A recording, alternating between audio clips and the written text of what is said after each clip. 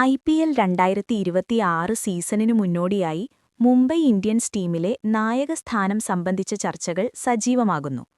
Hardik Pandya സ്ഥാനമൊഴിഞ്ഞ് Suryakumar യാദവിന് team നായകസ്ഥാനം നൽകണമെന്ന നിർദ്ദേശമാണ് പല മുൻ താരങ്ങളും നൽകുന്നതെന്നാണ് റിപ്പോർട്ട്.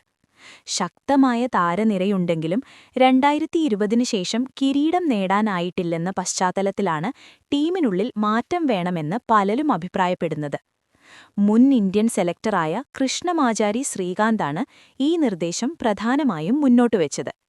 ഹാർദിക് സ്വമേധയാ ക്യാപ്റ്റൻ സ്ഥാനമൊഴിഞ്ഞ് താൽപര്യം മുൻനിർത്തി പ്രവർത്തിക്കണമെന്നാണ് ശ്രീകാന്ത് ആവശ്യപ്പെട്ടത്. 2024 ഗുജറാത്ത് ടൈറ്റൻസിൽ നിന്നെത്തിയ ഹാർദിക് മുംബൈയുടെ ക്യാപ്റ്റനായി ചുമതലയേറ്റെങ്കിലും ആദ്യ സീസണിൽ ടീം അവസാന സ്ഥാനത്തും പിന്നീട് 4ാം സ്ഥാനത്തുമാണ് ഫിനിഷ് ചെയ്തത്. ക്യാപ്റ്റൻസിയിൽ 2 വർഷം ലഭിച്ചിട്ടും ഹാർദിക്കിന്റെ കീഴിൽ കാര്യമായ നേട്ടമുണ്ടാക്കാൻ മുംബൈക്കായിട്ടില്ല.